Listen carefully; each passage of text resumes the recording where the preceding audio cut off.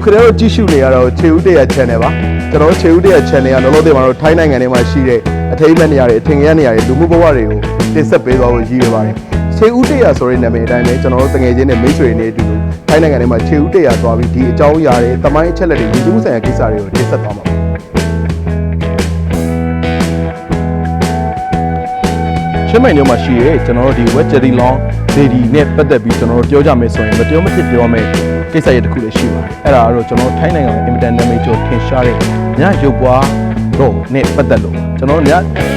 ဖျားလို့လေးပြီးကြတယ်ညရုပ်ပွားတော့ဒီကတော့အခုဒါထိုင်းနိုင်ငံဘန်ကောက်မြို့မှာကင်းဝစ်ဆန်ပေးနေတာရှိတယ်ဒါပေမဲ့အဲ့ဒါရဲ့မူလအစကိုပြန်ကြည့်လိုက်မယ်ဆိုရင်တော့ဒါဒီထိုင်းနိုင်ငံရဲ့မြောက်ပိုင်းဒေသဒီလာနာဒေသကနေပေါ်ပေါက်ခဲ့တာဖြစ်ပါတယ်လာနာဒေသကနေကျွန်တော်တို့ပေါ်ပေါက်လာတဲ့ညဖျားကိုကျွန်တော်တို့ဒီ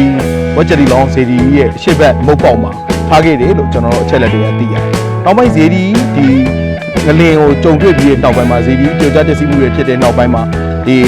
ီလာနာနိုင်ငံရဲ့အခြေအနေတွေဆိုးရလာခဲ့တယ်။နောက်ကြတော့ဒီစစ်ပွဲတွေဖြစ်ပွားပြီးတဲ့နောက်မှာဒီလာနာကိုဒီကျွန်တော်တို့လာအိုပေါ့နော်အခုပြောရတဲ့လင်းစင်းပေါ့ဒီကနေဝင်ရောက်သိမ်းယူပြီးတဲ့အခါမှာဒီညရုပ်ပွားဒီညဖျားကကျွန်တော်တို့ဒီလာအိုဆိုပါဝါပြီးတဲ့နောက်မှာတော့ကျွန်တော်တို့ဒီထိုင်းဘီရင်ကနေဒီအယုဒ္ဓယဘီရင်နဲ့ပြန်လည်သိမ်းပိုက်ရင်းကနေညဖျားကအခုဒါဘန်ကောက်ကိုရောက်ရှိနေခြင်းဖြစ်ပါတယ်။ငကိုမူလနေရာအရင်းမြစ်ကတော့ကျွန်တော်တို့ဒီချင်းမိုင်မြို့မှာဖြစ်ပါတယ်။ဒါပေမဲ့အခုဒီမှာရှိနေတဲ့ညဖျားတို့ပြန်ပြီးတော့ဒါမြို့သက်900တိပွဲမှာအထိမ့်မဲ့အနေနဲ့ပြန်ပြီးတော့ဒါရုပ်ပွားတော့ပေါ့နော်ရုပ်ပွားတော့တစ်ခုအနေနဲ့ထုစစ်ပြီးတော့ပြန်လည်ပြီးထားရှိပေးတာခြင်းပဲဖြစ်ပါတယ်။ဒါကြောင့်မလို့လေချင်းမိုင်မြို့ဒီဒါထိုင်းနိုင်ငံမှာအင်တာနက်ကြီးရဲ့ညဖျားဒီညရုပ်ပွားစီညရုပ်ပွားတော့နဲ့ပတ်သက်ပြီးတော့မူလနေရင်ဌာနဖြစ်တယ်လို့ကျွန်တော်ပြောလို့ရတဲ့အခြေအနေဖြစ်ပါတယ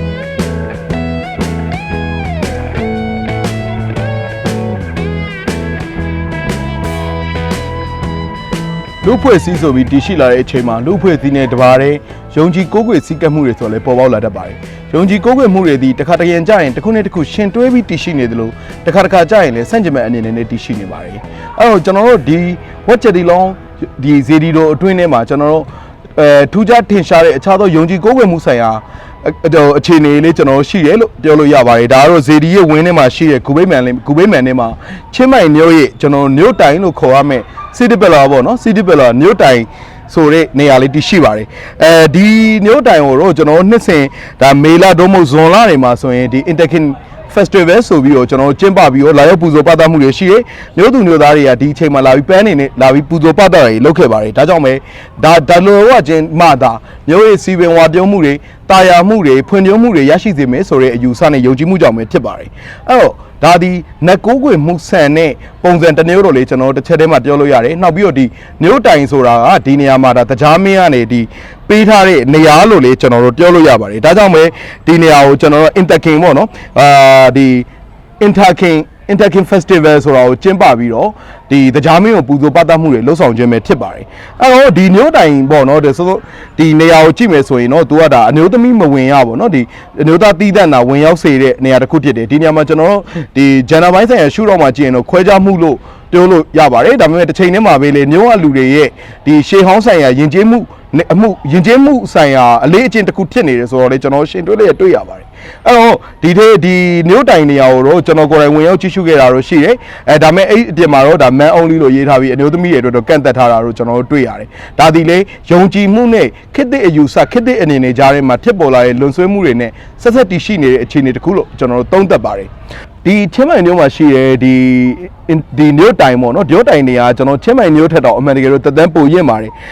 ဒါချင်းမိုင်မြို့ကို1992ခုနှစ်မှာတည်ထောင်ခဲ့တယ်ဆိုပေမဲ့သူကတော့အဲ့ထက်ပိုပြီးစောတယ်လို့ကျွန်တော်သိရပါတယ်ဒါဒီလိုထားခဲ့ခြင်းကမူလဒီမှာရှိနေတဲ့လူမျိုးစုတွေရဲ့ယဉ်ကျေးမှုအလေးထားတစ်ခုလေးဖြစ်တယ်လို့သိရတယ်ဒါပေမဲ့မူလဒီချင်းမိုင်မြို့ရဲ့မြို့တိုင်ပေါ့နော်ဒီ City Pillar တို့ကျွန်တော်ဒီ Wat Jetty Long ဇေဒီဝင်းထဲမှာမဟုတ်ပါဘူးအခုကျွန်တော်တို့ Three King Monument လို့သိရတယ်မင်းသုံးပါးရုပ်ထုရှိတဲ့နေရာမှာပါဒါပေမဲ့ကျွန်တော်တို့ဒီ1800ပြည့်နှစ်နောက်ပိုင်းမှာဒီနေရာကိုပြန်လေးပြောင်းပြီးတော့စိုက်ထူထားတာဖြစ်ပါတယ်။ဘာကြောင့်ပြန်လေးစိုက်ထူရလဲဆိုတဲ့အခါကျတော့တရားမင်းကဒီနေရာကိုကောင်းငင်ဘော်ကနေပြီးတော့ချီးညှင့်ထားတဲ့နေရာချပေးထားတဲ့နေရာလို့ယုံကြည်သတ်မှတ်ပြီးတော့မြို့တိုင်ကိုဒီဘက်မှာပြန်လေးပြီးစိုက်ထူခဲ့တာပဲဖြစ်ပါတယ်။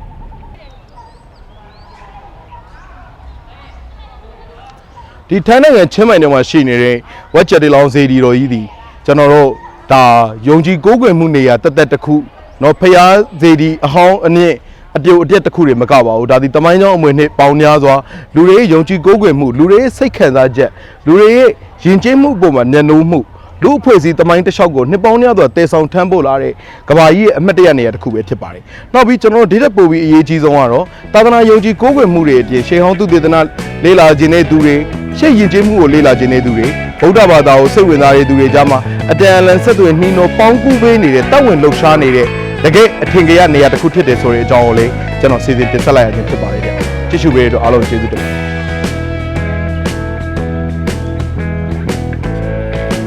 အခုလက်တလောကာလမှာတော့ကျွန်တော်တို့ခြေဦးတရားအစီအစဉ်ကနေထိုင်းနိုင်ငံချင်းမိုင်မြို့နဲ့ချင်းမိုင်မြို့ဝင်းကျင်မှာရှိတဲ့ယဉ်ကျေးမှုတရားဒေသတွေတမိုင်းကျောင်းဆိုင်ရာနေရာဒေသတွေလူမျိုးစုတွေယဉ်ကျေးမှုတွေနဲ့လူမှုဘဝတွေအကြောင်းကိုဆက်တိုက်တင်ဆက်နေမှာပဲဖြစ်ပါတယ်အဲ့တော့ဒီဟာတွေကိုကြည့်ရှုခံစားခြင်းနဲ့ကြည့်ရှုနားဆင်ခြင်းနဲ့ဆိုရင်တော့ကျွန်တော်တို့ရဲ့ခြေဦးတရား YouTube Facebook နဲ့ TikTok တို့မှာ